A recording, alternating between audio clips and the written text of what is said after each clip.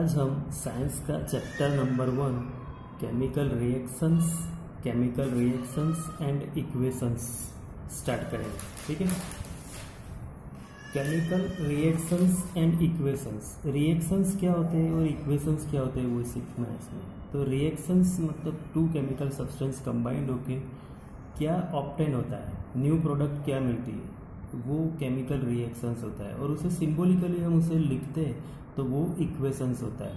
तो वैसे तो पूरे यूनिवर्स में कहीं पे कोई भी चीज़ होती है वहाँ पे एलिमेंट्स अभी तक हमने 118 फाइंड किए। तुम्हें पता है कि 118 एलिमेंट है, जैसे कार्बन, नाइट्रोजन, ऑक्सीजन, हाइड्रोजन, ये सारे एलिमेंट्स हैं, ये फाइंड हुए हैं। ये सारे कहीं ना कहीं प्रेजेंट है।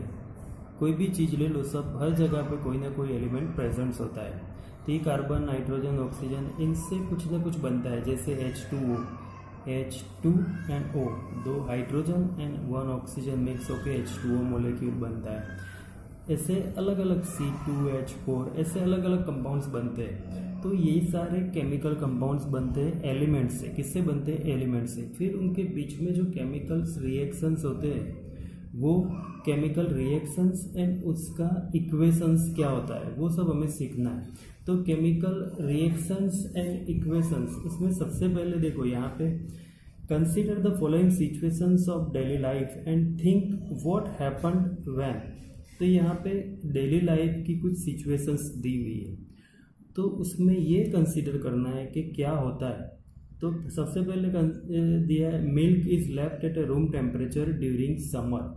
समर में अगर मिल्क को रूम टेम्परेचर पे रहने दो तो क्या हो जाएगा? तो क्या होता है? तो मिल्क जो होता है ना वो स्पॉइल हो जाएगा, मतलब ख़राब हो जाएगा। तुम्हें पता है कि समर में मिल्क को ज़्यादा देर ऐसे रूम टेम्परेचर पे रहने दो तो वो स्पॉइल हो जाता है। क्या हो जाता है? ख़राब हो जाता है। फिर दूसरा दिया है N iron tawa, pan, nail is left expose to humid atmosphere. Iron की किसी भी चीज़ को ह्यूमिड एटमोसफियर, ह्यूमिड मतलब जहाँ पे भेज हो, वहाँ पे रखो तो क्या होता है? तो ह्यूमिड एटमोसफियर में उसके ऊपर वो ख़राब हो जाएगा, मतलब वो काट लग जाता है, जैसे बोलते हैं ना आयरन को वो। तो वो काट क्या होता है? तो वो जो आयरन होता है वो ह्यूमिड एटमॉस्फेयर में ऑक्सीजन के साथ क्या करता है? रिएक्शन करता है और आयरन ऑक्साइड बनाता है। तो वो कोरोडेड हो जाएगा। क्या हो जाएगा? कोरोडेड, मतलब उसको काट लग जाएगा किसी भी चीज़ को ऐसे रखो तो। फिर ग्रेप्स गेट फर्मेंटेड। ग्रेप्स जो होता है ना वो फर्मेंटेड, वो भी खराब हो जाएगा। Food is cooked, food cooked, grapes को फर्मेंटेशन करते हैं वो, फूड कुक करते हैं वो, and food gets digested in our body. हमारी बॉडी में फूड डाइजेस्ट होता है। ये सारे चेंजेस होते हैं। क्या होते हैं? ये सारे चेंजेस होते हैं। तो ये सारे चेंजेस होते हैं ना, वो क्यों होते हैं, कैसे होते हैं वो। तो in all the above situations the nature and the identity of initial substance have somewhat change. मतलब ये सारे सिचुएशन में होता क्या है? तो जो इनिशियल सब्सटेंस था वो चेंज हो जाता है। इनिशियल मतलब शुरुआत में जो पोजीशन थी वो एज इट इज नहीं रहती है और वो चेंज हो जाती है।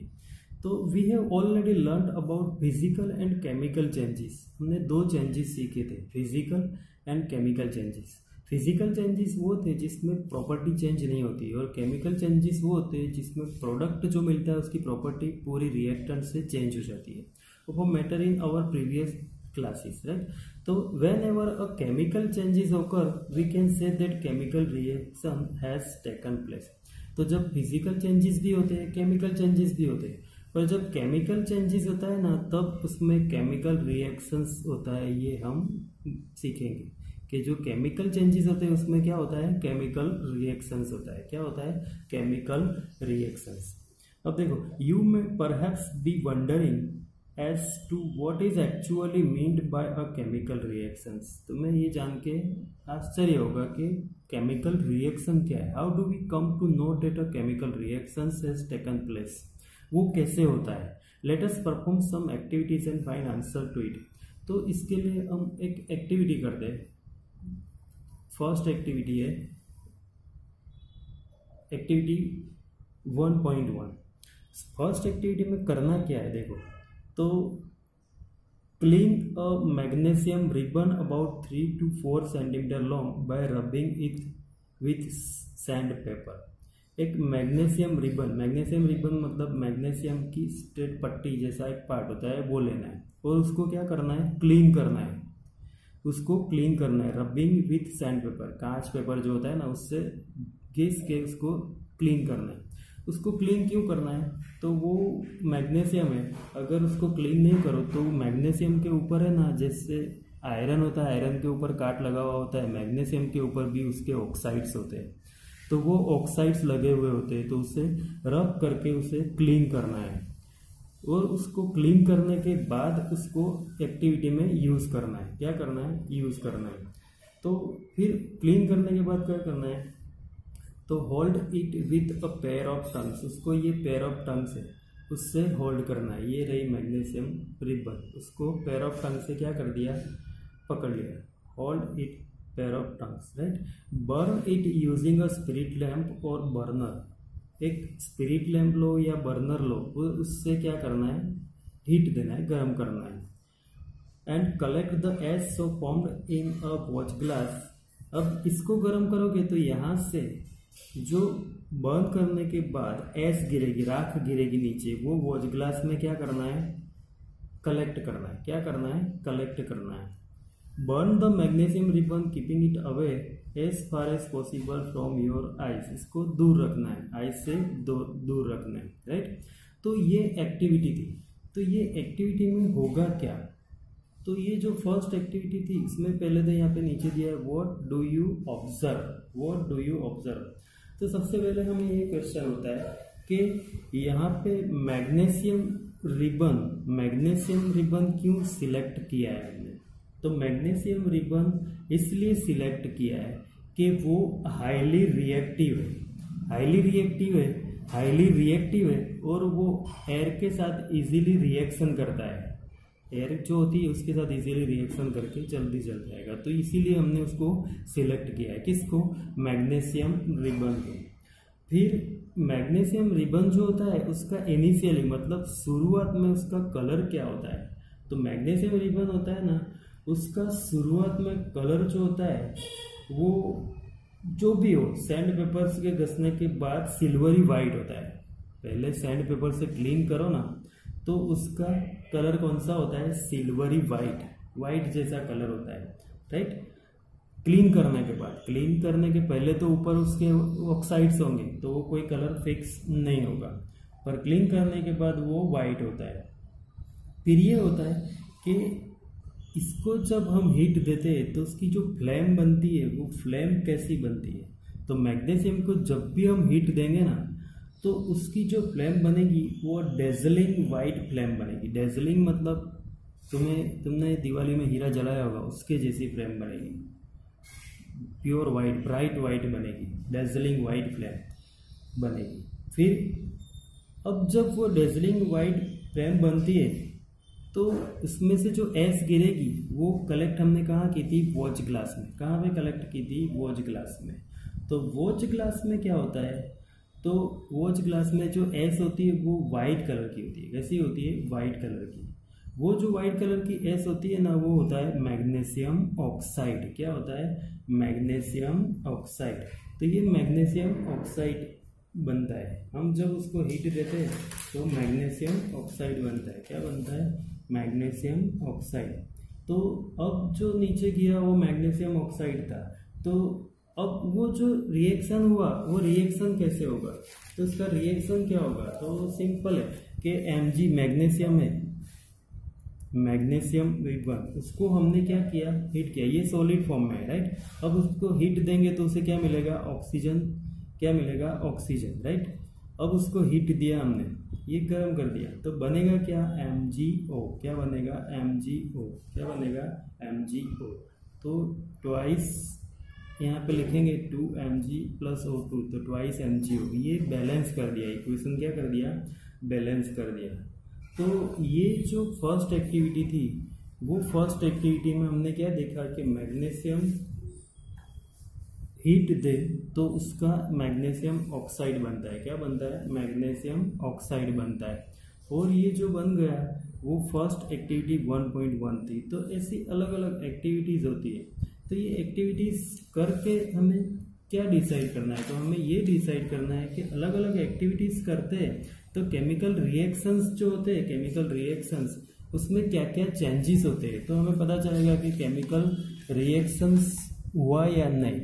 तो ये फर्स्ट एक्टिविटी थी। उसके बाद हम दूसरी एक्टिविटीज देखेंगे, वो बाद में देखेंगे। एक्टिविटी 1.1 मैग्नीशियम रिबन वाले हमने करे। अब उसके बाद दूसरी एक एक्टिविटी करते हैं। तो दूसरी एक्टिविटी में क्या करना है, एक्टिविटी 1.2, उसमें take a lead nitrate solution in a test tube. एक टेस्ट ट्यूब में लेड नाइट्रेट लेना है। लेड नाइट्रेट मतलब क्या होता है, तो PbNO3 ट्वाइस, लेड मतलब Pb, नाइट्रेट NO3 ट्वाइस होता है, PbNO3 ट्वाइस। फिर उसके अंदर add potassium iodide solution to this, इसमें क्या ऐड करना है, पोटेशियम आयोडाइड का सॉल्यूशन। फिर व्हाट डू यू ऑब्जर्व, तो यहाँ पे होगा क्या, तो सबसे पहले तो लेड नाइट्राइट, लेड नाइट्राइट मतलब मैंने तुम्हें बताया लेड नाइट्राइट क्या होता है, देखो तो लेड नाइट्राइट मतलब होता है PbNO3, क्या होता है PbNO3 ट्वाइस, तो PbNO3 ट्वाइस, PbNO3 ट्वाइस, ये लेड नाइट्राइट होता है। लेड नाइट्राइट कलरलेस होता है, इसका जो सॉल्यूशन होता है ना वो कलरलेस होता है। फिर उसके बाद क्या करना है, लेड नाइट्राइट को अंदर क्या ऐड करना है, तो लेड नाइट्राइट ये एक्वियस सॉल्यूशन, इसका सॉल्यूशन लेना है पानी में। फिर उसके अंदर क्या ऐड करना है, तो हमने देखा एक्टिविटी में क्या ऐड करना है, potassium iodide solution. Potassium iodide solution मतलब क्या होता है, Ki, क्या होता है Ki, पोटेशियम आयोडाइड सॉल्यूशन। ये भी एक्वियस लेना है, कैसा लेना है, एक्वियस लेना है, पोटेशियम आयोडाइड एक्वियस लेना है। ये दोनों जो सॉल्यूशंस होते हैं ना वो कैसे होते हैं, कलरलेस होते हैं। कैसे होते हैं, कलरलेस। ये भी कलरलेस होता है, दोनों कैसे होते हैं, कलरलेस होते हैं। बट आफ्टर रिएक्शन ये दोनों का रिएक्शन हो जाएगा तो बनेगा क्या पता है, तो सबसे पहले बनेगा PbI2 लेड आयोडाइड, क्या बनेगा, लेड आयोडाइड, प्लस बनेगा KNO3, क्या बनेगा, KNO3 ये बनेगा। अब ये जो केमिकल रिएक्शन हुआ KNO3 वाला, हमें इसको पहले तो बैलेंस करना है। तो बैलेंस करना है तो पहले सबसे पहले देखो यहाँ I2 और यहाँ पे I एक ही है, तो हम क्या करेंगे, यहाँ पे 2 लगा देंगे, तो 2I I2 दोनों बैलेंस हो गए। अब K यहाँ पे 2 हो गया, क्या हो गया 2, तो यहाँ पे 2 KNO3 कर देते हैं, तो ये 2 K इक्वल हो गए। अब NO3 ट्वाइस था तो NO3 ट्वाइस हो गया, और PB 1 मतलब ये बैलेंस इक्वेशन हो गया। तो ये बैलेंस इक्वेशन बन गया। मतलब ये एक्टिविटी में होता क्या है, तो ये जो दोनों colourless substance lead nitrate and potassium iodide mix किए, उसमें से जो PbI2 लेड आयोडाइड बना ना वो येलो कलर का होता है। कैसा होता है, येलो कलर का होता है। मतलब ये एक केमिकल रिएक्शन हुआ। तो केमिकल रिएक्शंस मतलब ये केमिकल चेंज है, तो केमिकल रिएक्शन बोले। केमिकल चेंजेस में ये भी एक होता है ऑप्शन कि केमिकल चेंजेस होते हैं तब कलर चेंज होता है। क्या होता है, कलर चेंज होता है। कभी कभी उसका स्टेट चेंज होता है। स्टेट चेंज मतलब सॉलिड में से लिक्विड, लिक्विड में से गैस बन सकता है, या उसका कलर भी चेंज हो सकता है। तो सेकंड एक्टिविटी हम 1.2 हमने जो की, उससे हमें ये पता चलता है कि उसमें कलर चेंज भी होता है। और ये जो रिएक्शन हुआ पूरा, वो क्या हुआ, ये रिएक्शन किस टाइप का है, तो ये रिएक्शन डबल डिस्प्लेसमेंट रिएक्शन है। डिस्प्लेस हुआ, यहाँ पे देखो PB है ना, PB ये NO3 ट्वाइस के साथ था, ये डिस्प्लेस होके किसके साथ हो गया, I के साथ, ये I के साथ, ये यहाँ से इसके साथ आ गया, और ये K के साथ ये NO3 आ गया। मतलब ये दोनों का प्लेस डिस्प्लेस हो गया, तो इसे क्या बोलेंगे, डबल डिस्प्लेसमेंट रिएक्शन। तो ये एक्टिविटी 1.2 थी। Lead nitrate and potassium iodide mix करो तो लेड आयोडाइड बनेगा और उसका कलर येलो हो जाएगा। पहले कलर नहीं था, फिर येलो हो जाएगा। तो ये केमिकल रिएक्शन जो होते हैं उसमें कलर चेंज होता है, वो पॉइंट हमें नोट करना है। अब देखो एक्टिविटी 1.3। तो एक्टिविटी 1.3 में क्या करना है, take a zinc granules in a conical flask. एक कोनिकल फ्लास्क लेना है। क्या लेना है, कोनिकल फ्लास्क। कोनिकल फ्लास्क कैसे होता है, तो ये देखो यहाँ पे दिया, ये डायग्राम दिया, ये कोनिकल फ्लास्क। क्या लेना है, यहाँ पे कोनिकल फ्लास्क ले लिया। ये ये एक्टिविटी है। कॉनिकल फ्लास्क लेना है, फिर उसके अंदर फ्यू ग्रेन्यूल्स ऑफ जिंक, इसमें क्या लेना है, जिंक ग्रेन्यूल्स, ये लिखा है, जिंक के छोटे छोटे पीस लेने हैं। फिर सेकंड स्टेप में क्या करना है, तो ऐड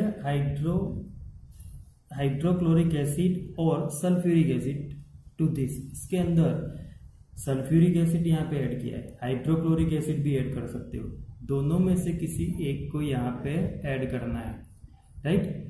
तो फिर उसके बाद इसमें आगे क्वेश्चन पूछा है कि do you observe anything happening around the zinc granules, zinc granule के आसपास तुम्हें कुछ ऑब्जर्व होता है, तो वो हम देखते हैं। पहले तो करना क्या है एक्टिविटी में, ये याद रखना है कि सबसे पहले जिंक ग्रेन्यूल्स लेने फ्लास्क के अंदर, और उसके अंदर क्या डालना है, सल्फ्यूरिक एसिड और हाइड्रोक्लोरिक एसिड, ये करना है। ये एक्टिविटी 1.3 है। तो सबसे पहले क्वेश्चन पूछा है कि जिंक ग्रेन्यूल के आसपास क्या होगा, तो जिंक ग्रेन्यूल्स जो है ना, वो ये एसिड जो हमने ऐड किया है उसके साथ रिएक्ट करेंगे। क्या करेंगे, रिएक्ट करेंगे। और ये जब जिंक ग्रेन्यूल एसिड के साथ रिएक्ट करते हैं तो हाइड्रोजन गैस इवॉल्व होता है। क्या प्रोड्यूस होगा, मतलब हाइड्रोजन गैस इवॉल्व होगा, और हाइड्रोजन गैस इवॉल्व होगा तो उसमें बबल्स दिखाई देंगे। हाइड्रोजन गैस के क्या दिखाई देंगे, बबल्स। किसके आसपास, जिंक ग्रेन्यूल के आसपास बबल्स दिखाई देंगे, किसके, हाइड्रोजन गैस के। ये फर्स्ट वाले ऑब्जर्वेशन का आंसर है। फिर इसमें पूछा है दूसरा ऑब्जर्वेशन के टच द कॉनिकल फ्लास्क और test tube in there any change in this temperature. इसमें क्वेश्चन पूछा है, ये रहा देखो कि टच द कॉनिकल फ्लास्क और टेस्ट ट्यूब, उसको टच करो तो उसके टेम्परेचर में कोई चेंज होता है, वो क्वेश्चन पूछा है। तो इसको टच करेंगे कॉनिकल फ्लास्क को या टेस्ट ट्यूब जो भी लिया हो हमने, तो वो गर्म हो जाएगा। कॉनिकल फ्लास्क बिकम्स हॉट, जब उसको हम टच करेंगे तो वो गर्म लगेगा, मतलब टेम्परेचर उसका क्या हो गया, चेंज हो गया। क्या हो गया, टेम्परेचर चेंज हो गया। तो ये टेम्परेचर चेंज होता है। फिर इसमें आगे क्या होगा, तो पहले तो सबसे पहले कि ये दोनों के बीच में रिएक्शन होगा। क्या होगा, रिएक्शन होगा। रिएक्शन कैसे होगा यहाँ पे, तो हमने सबसे पहले लिया क्या है, यहाँ पे लिया क्या है, Zn, जिंक ग्रेन्यूल्स। क्या लिया है, zinc granules. Zinc granules solid form में होता है। क्या होता है, सॉलिड फॉर्म में। फिर उसके हमने अंदर क्या ऐड कर दिया, सल्फ्यूरिक एसिड या HCl, कुछ भी, तो हम HCl के साथ रिएक्शन लेते हैं, वो एक्वियस सॉल्यूशन लेना है, ऐड कर दिया। एसिड ऐड करने के बाद हमने देखा उसमें से ZnCl2 बनेगा। क्या बनेगा, ZnCl2, क्योंकि हमने देखा था कि उसमें H2 गैस इवॉल्व होता है। तो ये H2 गैस इवॉल्व होगा तो ये H2 गैस इवॉल्व करेगा और Zn और Cl2 मिक्स होके, ये Cl मिक्स होके ZnCl2 बनेगा। पर यहाँ पे बैलेंस करो तो ये Cl2 है। क्या है, Cl2 है, तो ये Cl को 2 करना है तो यहाँ ट्वाइस लगा देते हैं। अब ये इक्वेशन भी बैलेंस हो गया। देखो कि Zn यहाँ पे 1 है, यहाँ पे 1 है, H2 है तो 2H2 गैस हो गया। फिर Cl2 है तो Cl2 हो गया। तो इसमें बनेगा क्या, ZnCl2 plus H2 gas evolve होगा, राइट।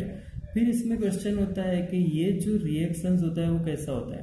तो ये जो रिएक्शन हुआ ना, वो रिएक्शन हमने देखा कि कॉनिकल फ्लास्क और टेस्ट ट्यूब गर्म हो जाता है, उसका टेम्परेचर क्या हो जाता है, इंक्रीज हो जाता है। तो ये टेम्परेचर इंक्रीज होता है, तो जिसमें टेम्परेचर इंक्रीज होता है किसी भी रिएक्शन में, उसे क्या बोलते हैं, एक्सोथर्मिक रिएक्शन। Exothermic reaction. तो ये दोनों के बीच में जो रिएक्शन हुआ वो कैसा हुआ, एक्सोथर्मिक रिएक्शन। तो ये एक्टिविटी 1.3 थी, मतलब यहाँ पे टेम्परेचर चेंज हुआ। टेम्परेचर चेंज हुआ तो हमें केमिकल रिएक्शन हुआ, राइट। तो अलग अलग एक्टिविटीज से हमने क्या देखा वो, तो अब देखो कि हमने एक्टिविटी कर दी थी, राइट। अब यहाँ पे दिया है कि from the above 3 activities we can say that any of the following observation help us to determine whether the chemical reaction is taken place. 3 activity से हमें पता चल सकता है कि हम क्या हो, कोई भी चेंजेस हो तो हम बता सकते हैं कि ये चेंजेस का मतलब है केमिकल रिएक्शन। जैसे सबसे पहले चेंज इन स्टेट चेंज हो जाए, सॉलिड में से लिक्विड हो जाए, लिक्विड में से गैस हो जाए, या लिक्विड में से सॉलिड हो जाए, कोई भी चेंज हो जाए तो उसका मतलब होता है केमिकल रिएक्शन हुआ, केमिकल चेंज हुआ, राइट। फिर चेंज इन कलर चेंज हो जाए, जैसे एक्टिविटी 1.2 में हुआ था लेड नाइट्राइट का, राइट। कलर चेंज होता है, येलो कलर हो गया कलरलेस में से, तो भी वो क्या मतलब होता है उसका, चेंज इन कलर मतलब केमिकल चेंज। ये और फिर इवोल्यूशन ऑफ गैस, जैसे एक्टिविटी 1.3 में हाइड्रोजन इवॉल्व हुआ, तो हाइड्रोजन गैस इवॉल्व होगा तो भी वो क्या होगा, केमिकल चेंज। फिर चेंज इन टेम्परेचर, जैसे अभी हमने कॉनिकल फ्लास्क का टेम्परेचर चेंज कर दिया, राइट। तो ये 4 चेंजेस हो तब 100% क्या होता है, chemical change. As you observe the changes around us, we can see that there are a large variety of chemical reactions. ऐसी तो बहुत सारी varieties होती है taking place around us. We will study about the various types of chemical reactions and their symbolic representations in this chapter. तो ये chemical changes हुए, chemical changes को केमिकल रिएक्शन से हम रिप्रेजेंट्स करेंगे, वो ये लेसन में अलग अलग टाइप्स के रिएक्शंस हम सीखेंगे। आज ये 3 एक्टिविटीज से हमने क्या ऑब्जर्व किया वो याद रखना है इसे, ओके। केमिकल इक्वेशंस, तो केमिकल इक्वेशंस क्या होता है, तो एक्टिविटी 1.1 में हमने क्या देखा कि magnesium ribbon is burned with oxygen, oxygen के साथ हमने उसको बर्न किया था, तो उसमें से कन्वर्ट होकर क्या मिला, मैग्नीशियम ऑक्साइड। मैग्नीशियम रिबन ने ऑक्सीजन के साथ रिएक्शन कर दिया और हमें मिल गया magnesium oxide. This description of a chemical reaction, ये जो केमिकल रिएक्शन हुआ उसको सेंटेंस में अगर एक्सप्लेन करें तो वो क्वाइट लॉन्ग, बड़ा हो जाएगा, तो it can be written in the shorter form, इसको शॉर्टर फॉर्म में एक्सप्लेन करते हैं। तो शॉर्टर फॉर्म में एक्सप्लेन करने के लिए उसका इक्वेशन होता है वर्ड इक्वेशन, इसको वर्ड इक्वेशन के फॉर्म में लिखते हैं। तो वर्ड इक्वेशन में ऐसे ही लिख देते, देखो मैग्नीशियम रिबन था वहाँ पे, ये मैग्नीशियम लिखा प्लस ऑक्सीजन, दोनों का रिएक्शन हुआ, इट गिव्स मैग्नीशियम ऑक्साइड, तो क्या मिला, मैग्नीशियम ऑक्साइड, बीच में एरो है, तो ये वर्ड इक्वेशन लिखा है। वर्ड इक्वेशन में एरो की लेफ्ट हैंड साइड में सारे रिएक्टेंट्स होते हैं, क्या होते हैं, रिएक्टेंट्स होते हैं, जितने भी रिएक्टेंट्स हो बीच में प्लस साइन के साथ लिखना है, अगर 3 रिएक्टेंट्स हो तो और प्लस करके एक लिख सकते हो। और राइट साइड में प्रोडक्ट होती है, प्रोडक्ट जो नया बनता है वो भी अगर 2 प्रोडक्ट है तो प्लस करके हम लिख सकते हैं, राइट। तो यहाँ पे वही दिया है कि the substance that undergo chemical change in a reaction magnesium and oxygen, ये दोनों का केमिकल चेंजेस होते हैं इसमें, ये जिसमें केमिकल चेंजेस होते हैं वो क्या होते हैं, रिएक्टेंट्स होते हैं, क्या होते हैं, reactants. The new substance is magnesium oxide, नया क्या बनता है, मैग्नीशियम ऑक्साइड फॉर्म होता है ये ड्यूरिंग रिएक्शन, वो क्या होता है, प्रोडक्ट, क्या होता है, प्रोडक्ट। तो word equation shows change of reaction to product through an arrow place between them, दोनों के बीच में क्या होता है, एरो, जो मैंने अभी बता दिया है कि the reactants are written on the left hand side, left hand side में क्या होते हैं, रिएक्टेंट्स विथ प्लस साइन के साथ होते हैं, and between product are written on the right hand side, product कहाँ होते हैं, राइट हैंड साइड में विथ प्लस साइन, अगर 2 प्रोडक्ट हो तो प्लस साइन के साथ होगा। तो the arrowhead points towards the product and shows the direction of the reaction, ये एरो का जो डायरेक्शन है वो इस साइड ही होगा ऑलवेज, जो प्रोडक्ट की साइड पे, इसका मतलब कि ये डायरेक्शन बताता है रिएक्शन का कि इसमें से ये बनेगा, राइट। तो ये हुआ केमिकल इक्वेशंस, वो भी कौन सा, वर्ड इक्वेशन। वर्ड इक्वेशन के बाद ये कैसे हम लिखेंगे, देखो वर्ड इक्वेशन के बाद राइटिंग केमिकल इक्वेशंस, तो केमिकल इक्वेशन को कैसे लिखते हैं, तो यहाँ पे अभी हमने वर्ड इक्वेशन लिखा था, right. Is there any other shorter way to representing chemical equations, ये जो वर्ड इक्वेशन लिखा इसकी और कोई शॉर्ट मेथड है, तो chemical equation can be made more concise and useful if we use chemical formula instead of words. तो जो वर्ड्स लिखे हैं हमने मैग्नीशियम ऑक्सीजन मैग्नीशियम ऑक्साइड, इसकी जगह पे हम उसकी केमिकल फॉर्मूलाज यूज कर सकते हैं उसे और शॉर्ट करने के लिए। A chemical equation represents a chemical reactions. If you recall formula of magnesium, हम फॉर्मूलाज लिखेंगे तो उसे केमिकल रिएक्शंस लिखेंगे, राइट। तो oxygen and magnesium oxide, the above word equation can be written as, ऊपर जो वर्ड इक्वेशन लिखा हमने उसमें क्या लिखा था, मैग्नीशियम वर्ड में, तो उसकी जगह पे उसकी फॉर्मूला लिख दी, मैग्नीशियम के Mg सिंबल प्लस ऑक्सीजन का O2 और मैग्नीशियम ऑक्साइड MgO बन गया, राइट। ये हो गया केमिकल इक्वेशन, क्या हो गया, chemical equation. Count and compare the number of atoms of each element on the LHS and RHS of the arrow, arrow की दोनों साइड पे जितने भी एलिमेंट्स है उसको काउंट करना है और कंपेयर करना है। जैसे कि लेफ्ट हैंड साइड में मैग्नीशियम Mg 1 है तो इस साइड भी 1 है, पर लेफ्ट हैंड साइड में O2 है, यहाँ O1 है, मतलब दोनों साइड इक्वल नहीं है। ये काउंट करने से इक्वल होने चाहिए तब वो इक्वेशन कंप्लीट बैलेंस होता है, तो ये तो इक्वल नहीं है। तो देखो is the number of atoms of each element of the same on the both the sides, same है बोथ साइड तो नहीं है, ऑक्सीजन सेम नहीं है। तो अगर सेम है तो the equation is balanced, if not then the equation is unbalanced. तो ये अनबैलेंस्ड इक्वेशन है क्योंकि ऑक्सीजन दोनों साइड इक्वल नहीं, because the mass is not the same on both the sides of the equations. ये balance नहीं है, मतलब दोनों साइड मास इक्वल नहीं है, और दोनों साइड मास इक्वल होना चाहिए। जितना यूज करोगे उतना ही बनेगा ना, पर यहाँ पे और दो यूज हुए पर एक ही बना, तो ये पॉसिबल, ये अनबैलेंस्ड है। Such a chemical reaction is a skeletal chemical equations for a reactions. तो ये रिएक्शन के लिए ये स्केलेटल केमिकल इक्वेशन हो गया। क्या हो गया? स्केलेटल। जो अनबैलेंस्ड होता है उसे क्या बोलते हैं? Skeletal chemical equations. इक्वेशन 1.2 ये जो दिया है ना, वो is a skeletal chemical equation for the burning of magnesium in air. Magnesium को जब हमने बर्न किया तो जो इक्वेशन बना उसका ये केमिकल इक्वेशन है, पर कैसा? Skeletal chemical equation. इसके बाद जो आएगा टॉपिक वो balance chemical equation, most important, वो हम नेक्स्ट लेक्चर में करेंगे। ठीक है, ओके।